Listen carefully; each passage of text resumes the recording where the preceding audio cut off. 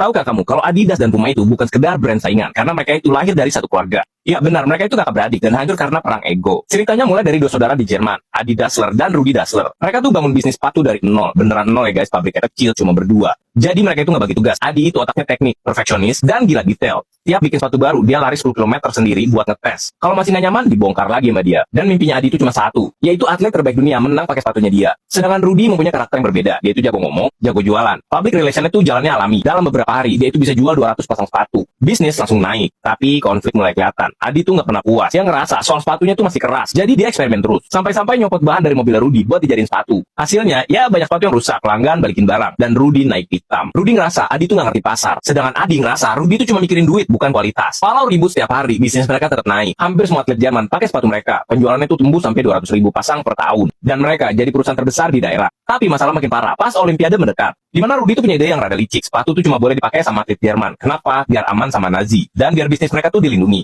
Sedangkan Adi, dia tuh nolak keras. Dia tuh nggak peduli politik. Dia cuma peduli sama performa. Akhirnya, tanpa izin Rudi, Adi datang ke stadion Olimpiade dan ngasih sepatu ke Jesse Owens, yaitu atlet kulit hitam dari Amerika. Dimana akhirnya Owens nyobain sebentar doang dan langsung suka. Dan saat Olimpiade dimulai, boom, Jesse Owens menang besar. Pecahin rekor dunia, semuanya pakai sepatu Adi. Di situ Adi bahagia banget karena mimpinya tercapai. Tapi Nazi marah besar. Hitler pengen Olimpiade tuh jadi ajang supremasi ras Arya. Yang terjadi, malah kulit hitam menang terus. Dan pakai sepatu buatan Jerman. Akibatnya, pabrik sepatu mereka mau ditutup sama Jerman.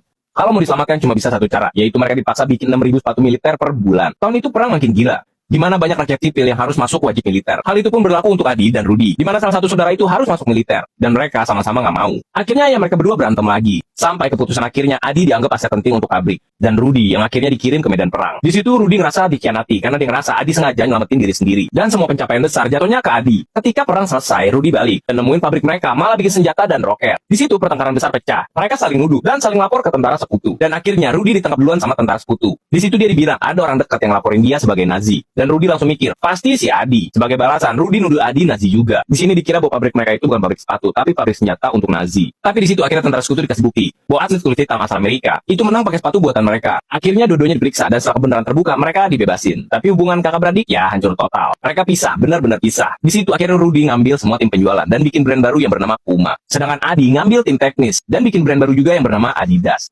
Jadi dalam satu kota, ada dua pabrik dan ada dua kubu. Sampai-sampai orang tuh milih sepatu berdasarkan keluarga. Jadi kalau keluarga lu kerja di Adidas, ya lu nggak boleh pakai sepatu Puma. Begitupun sebaliknya. Dan disitulah asal sejarah. Dari dua saudara, lahir dua brand olahraga terbesar di dunia. Dan dari perjalanan hidup mereka, gue berpikir, gimana kadang kompetitor terbesar lu bukan orang asing, tapi keluarga sendiri. Gimana menurut kalian?